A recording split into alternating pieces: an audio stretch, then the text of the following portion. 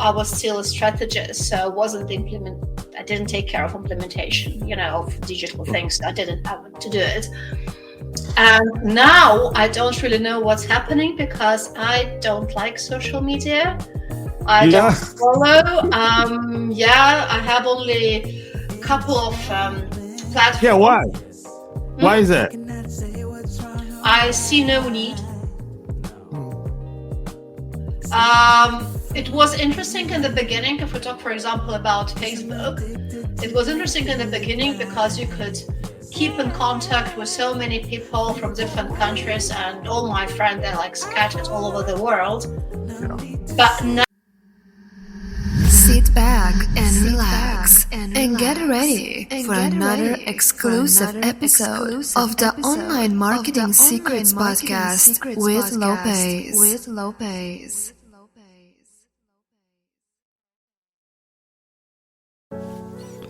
This episode is brought to you by the best AI software online called Goody. That's Goody. Goody will help you create all content for your blogs, websites, newsletters, articles, ads, and even pictures, LinkedIn posts, Twitter, you name it. All you got to do is go to lopezthesane.com/Goody. That's Goody. And the best part about Goody is absolutely free. That's right. It's free for the first 7 days. You can cancel at any time. Goody will help you create all your contents for your blogs and websites online.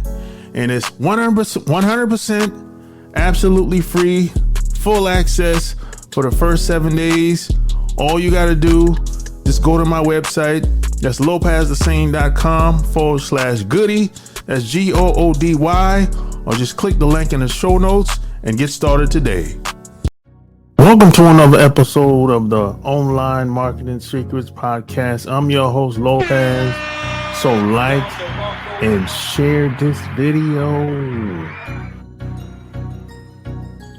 And P.S. by the way, I would appreciate it if you will leave me a 5-star review in iTunes or anywhere where you're listening to the show. Plus, if you want to reach out to me, probably the best way to do that is on my Instagram. So my Instagram is Lopez L. That's LOPAZE 1, the number 1. Or just click the link below. That's probably the easiest way to connect with me. Or you can send me an email as well. That's support@kingofcashflowwebsites.com. support@kingofcashflowwebsites.com, or everything, the email will be in the show notes. So with that being said, today I have another special guest for you today.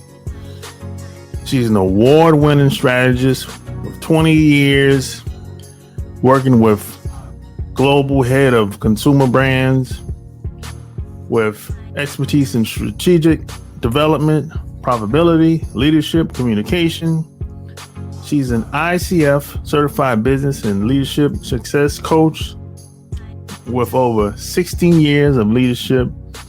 She empowers impact-driven businesses to succeed on their terms and build profitable businesses while amplifying a rippling effect of goodness. My special guest today is Erin Andrea Craske. Welcome to the show.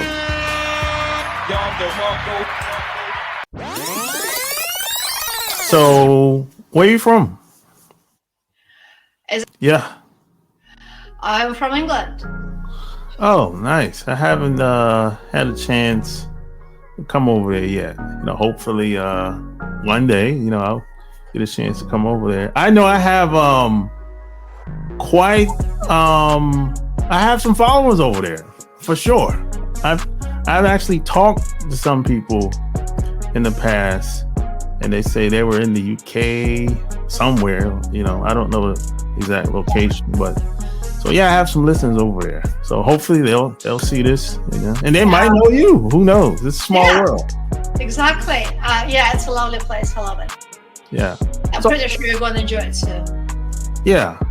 So how did you get started on this business journey? Because most of the people that I know, this is not something that we plan. It usually stems from maybe some problems that they had and they wanted to teach other people.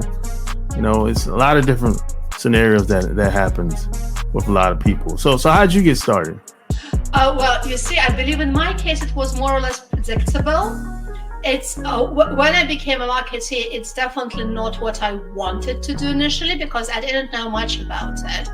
But I was graduated from Linguistic University and my first language was French. And through knowing French language, I joined L'Oreal. That was my first company, and this is where I learned about business and about different departments and different functions. And to tell you the truth, I guess when we start, depending on the family you're from, but often there's a perception that to be a valid member of society, you need to have a good career, ideally within a big company, right? So you have to grow and to get your titles. And, this is how you will join the club of successful people. So that was my belief. This is how I was, raised. And this is what I thought. The only way to be in this life is to be an employee of a good company. And this is what I did. Yeah, that's the path for most people, especially when we're young.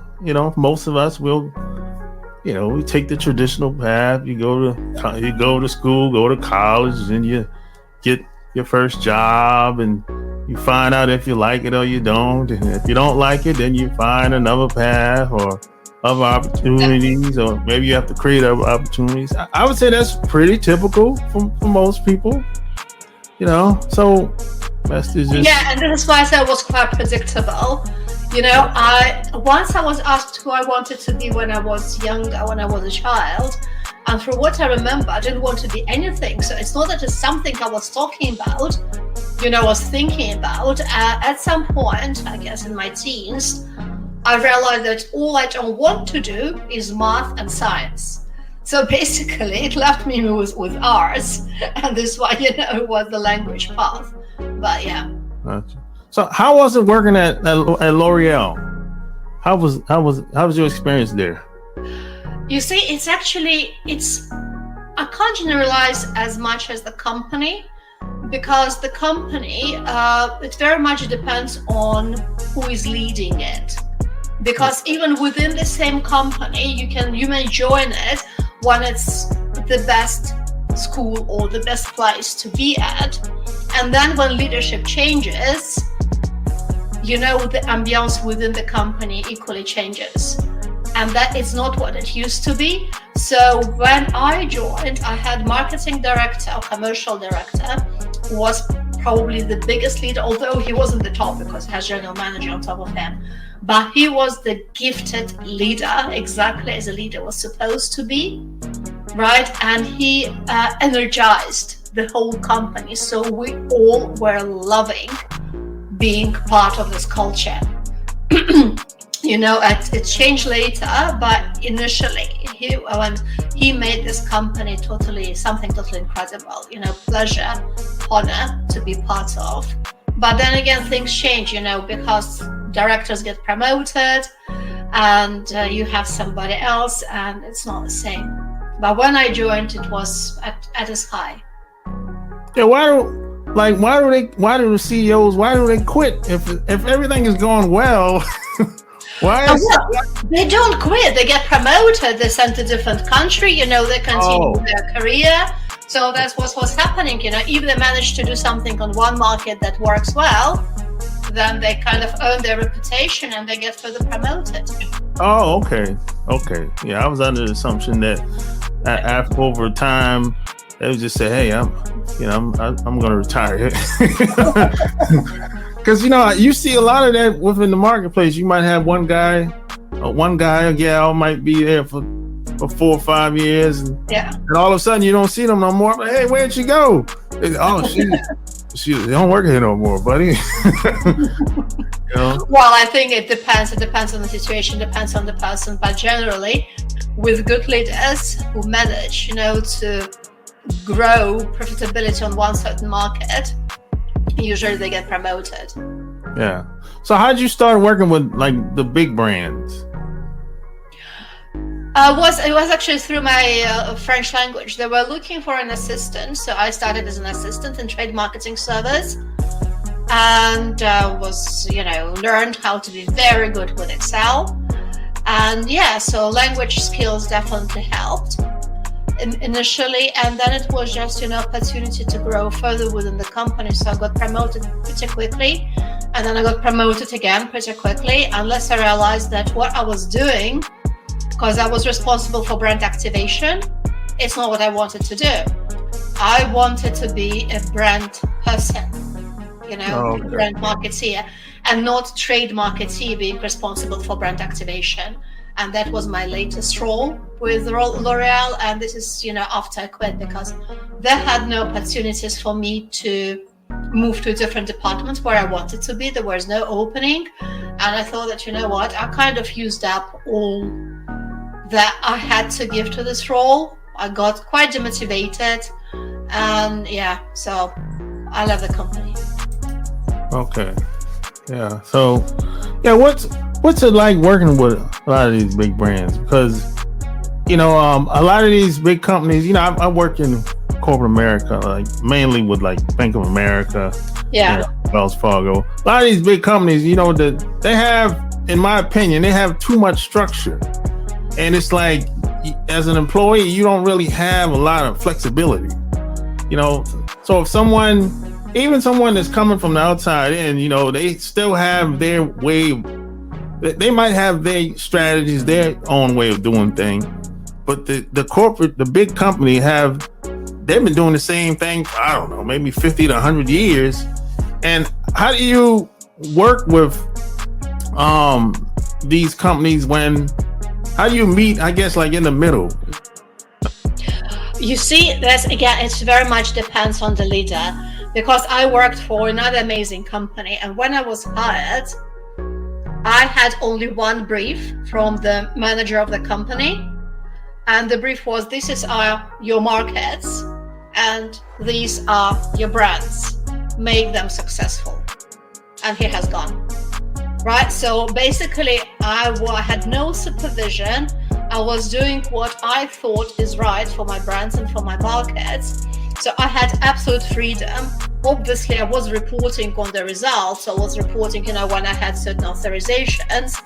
But in reality, I was totally unsupervised and free to do whatever I want to do. The same happened in a different company when I was hired to reposition a portfolio of brands. I had 4 brands that I had to reposition in a few months. So I was working one-on-one with the agency the way I found suitable, and only reported once or a couple of times to the director to get the approval. And in other companies, you are so micromanaged that you are totally screwed. So that's one thing. And another thing, it also depends on what value kind of dimension of the company, because there are some companies that focus very much on the product. Some companies may focus on brand building, some on customers, but there are also companies that focus on bureaucracy and processes, right? So it really depends what kind of environment you are in. It's not, unfortunately, that predictable. And also, when the company, they try to increase their margins and squeeze, their costs, often they will shift from one dimension to another one, and usually it will be through bureaucracy, because you have to tighten control and introduce, policing and introduce global practices, because in a way, it's a very good thing because it helps you save your resources and manage them better, and also increase quality control, because when everybody follows the same path, it's very, little deviation to make a mistake and to screw things up. But again, it depends on the leadership, because some will emphasize the processes of, like, I don't know, in Kaizen approach to running a business. It's a philosophy. So the process is going to get better, so people will be more productive and they still will have freedom to improve and contribute.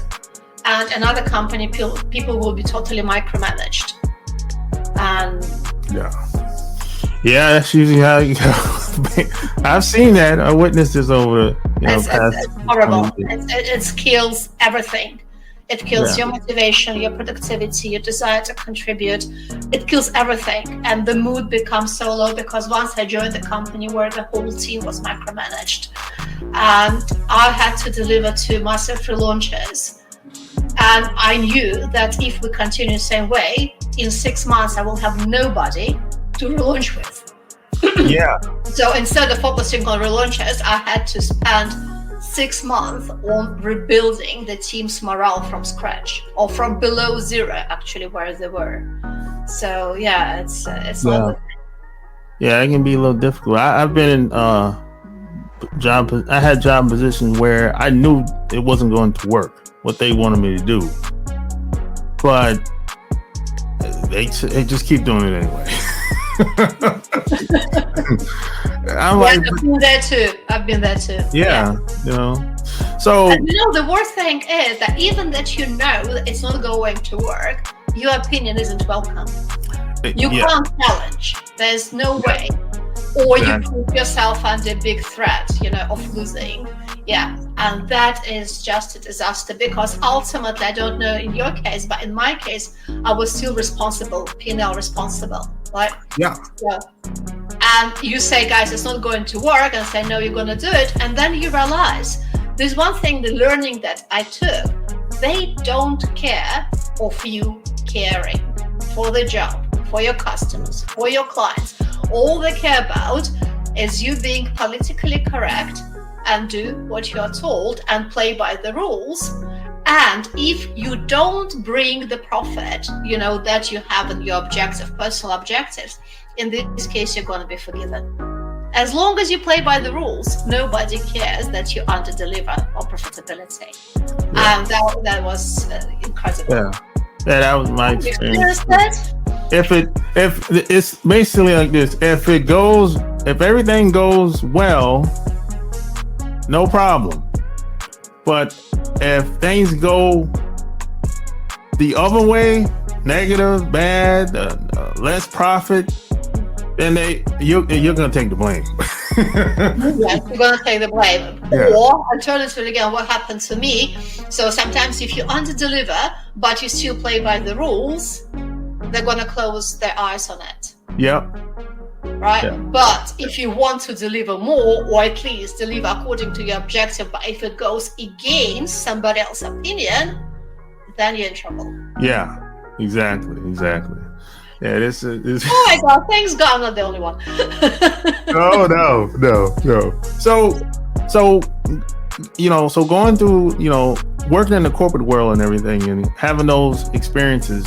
When did you how did you know you could help other people with coaching and teaching other people what you learned in the past?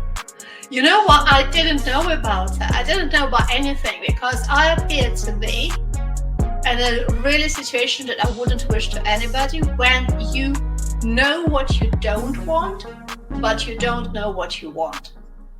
Right? So your life and your existence becomes totally aimless. You just drift, and you try to hang on to something that you knew you could do. It's like being an employee. I didn't want it anymore. I got fed up with such leaders and really toxic environment in most cases. Not every time, but most cases. And I didn't want to go back. Also, I didn't want to be a marketing director of a big corporation, because I believe I'm not narcissistic enough, so it's something, having so much power and control doesn't really appeal to me. So, but I didn't know what I want to do. And that kind of brought me into the period of deep personal transformation. So I entered this period still looking for a job because I never give up. So I persevered. So I got really fed up. I didn't still want to do it. And when I went through this period, kind of becoming a different person, I got this idea, this download that you're going to be a coach. I was like, wow, it's fantastic because finally I know what to do with my life. I was so lost initially. And just having the direction, that felt amazing. That's good. So when you, you didn't have a lot of these social media platforms like it is today. Do you think a lot of corporate companies utilize it to the best of their ability, social media, and a lot of the apps and technologies to the best of their ability today? I honestly don't know. For two reasons. So when I was in business, yes, I did have social media and I did have digital, and this is how, I won the award for the best European brand campaign. But it was, I guess, one-off because I started much earlier when it wasn't that popular. Yeah. And also I was still a strategist, so I didn't take care of implementation, of digital things. I didn't have to do it. And now I don't really know what's happening because I don't like social media. I don't follow. I have only a couple of platforms. Yeah, why? Why is that? I see no need. It was interesting in the beginning. If we talk, for example, about Facebook, it was interesting in the beginning because you could keep in contact with so many people from different countries, and all my friends, they're scattered all over the world. Yeah. But now it's just advertising, and I'm not interested. So also with age, I guess people get, or at least my friends, they get off Facebook. So it's something of no use. I use Instagram quite a lot, but it's only for my aesthetic pleasure because I'm following only artists and photographers. So for me, it's like daily inspiration, and this is how I use it. I really rarely communicate with anybody there. So, and LinkedIn for business. But again, I have my presence, but I don't do much. Yeah. I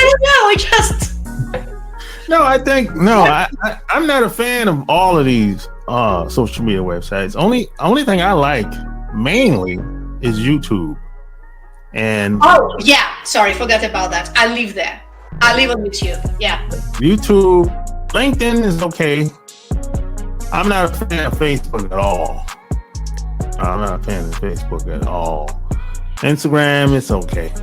But I mainly, I got to a point where, because at one point, I've been online for 15 years now. So at one point, you had a whole lot of sites that were like YouTube. You had a whole lot of sites that were like Facebook. And at some point, some they went away, and I just chose to focus on YouTube and LinkedIn. Even when LinkedIn was, nobody knew what LinkedIn was. I was there. Yeah. I wasn't utilizing the way I should have been, but I just chose to focus on YouTube, focus on video mainly, because I kept seeing a lot of these other sites going away.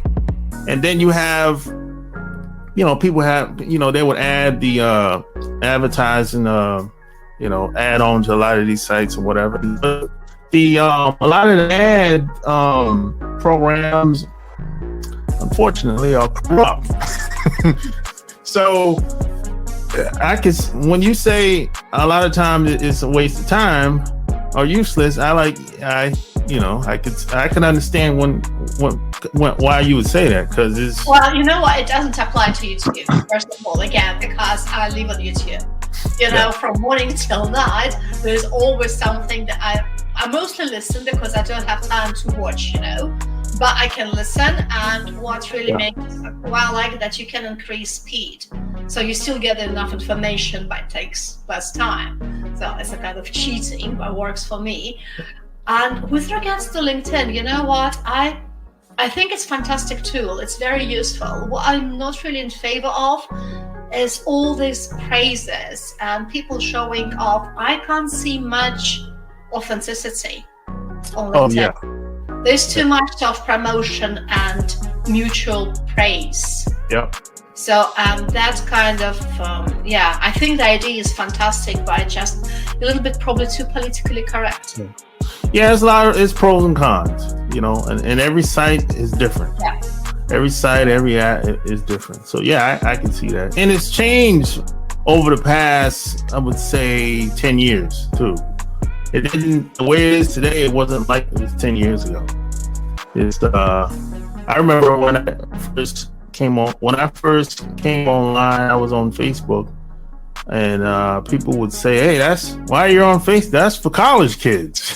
Oh no, it was great. So the moment of time was absolutely fantastic. Yeah.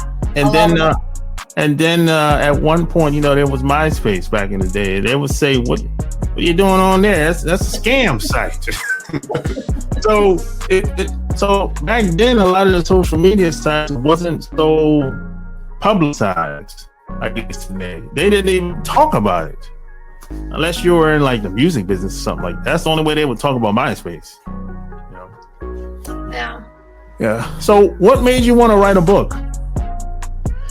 Oh, that was my latest attempt in finding a job as employee. I told you that I don't give up. So I was persevering and I was applying to all different jobs within marketing because in the beginning I wanted to be at my level. Then I thought, you know, bugger, I don't want it. I just want to just leave me alone. I can do something. It's not so for me it was really no difference. You know, because again, I didn't know what exactly I wanted to do. So I was like, yeah, whatever, I can do anything. So let me try anything. And also coming from being 100% sure that if you want to be a good strategist, you have to change industries. Because I don't believe in one-trick ponies. You know, when people hide, like, you need to have a precise industry match. That, it doesn't work. It's really not for the favor of business because people will know only one thing and then their minds get rusty and then they get demotivated and it's like, you know, they get conservative in their thinking. So for strategists, it's really not a good thing, but whatever. So I was changing industry and that's why, again, I didn't have any specific industries to approach. And I was having all these interviews and as a strategist, I was analyzing every company. You know, their brand, their customer audience, their target audience, their messaging, what they do. So to get an idea, and every time it was like, you know, very seldom I could actually understand what they talk about or who they target. So for me, it was indication that strategy wasn't in place.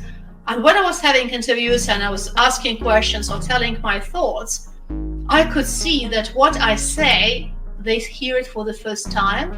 They have no idea what I'm talking about.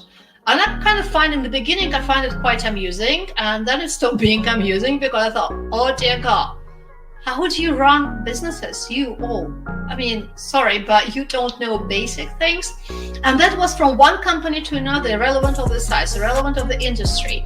3 times I was asked to send them my strategy presentation that I prepared for the interview. And once they just told me directly we're going to use it to create our own strategy. I was like, oh, how interesting, right? And so I got this kind of understanding that the marketing knowledge within most of organizations is designed to be better. And at the same time, I knew that I'm not going back. Yes, I'm looking for a job. I don't want it.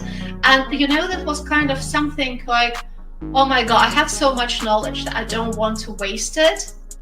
So I started writing the book just to share what I know and to put it on paper. I I had no idea what I'm going to be doing with the book. I didn't want to be an author, God forbid. And I wrote it, and I still don't want to be an author. But Why? it's no fun. It's a lot of work. It is. When you do everything by yourself, oh my God. So, the fact that I kept my sanity after 3 years of writing, editing, designing, redesigning, publishing, 2 months with Amazon, I hardly survived there. They're horrible. So, it's just no fun. It just sounds like it's fantastic, but it's a lot of work. Yeah. So, Yeah. I just wanted to share what I know. That's basically what it was. Yeah, it's a lot of work. I wrote 3 books. I said, man, I'm never doing this again. 3? And you never, you've done it already twice. Yeah, so I'm never going to do this again. This is, unless somebody wants to partner with me or something like that, but it's a lot of work. Why didn't you stop about the first one? Why did you have to write 3 to come to this brilliant, genius idea? But people kept asking for it. They kept asking for another one. Yeah. That's why. But they're not asking for it now, so thank God. And what the books were about? Basically, about relationships and just being the best version of self, being the best you can be. Yeah, that's basically it. Interesting. Yeah, just down my street. Yeah.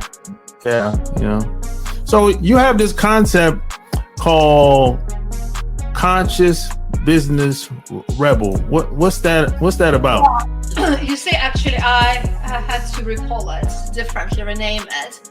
So because conscious is quite specific, you have so many different businesses that work for impact.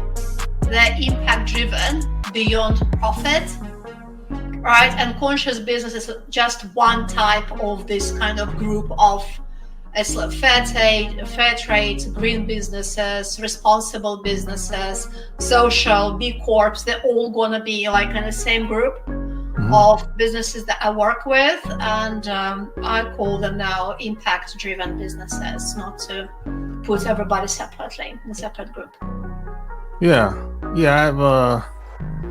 I started hearing about people just using the word conscious over the past, I would say, 4 years, which was different. I never heard people use that word in business, like anywhere until like. No, I think it's just it's used more and more often.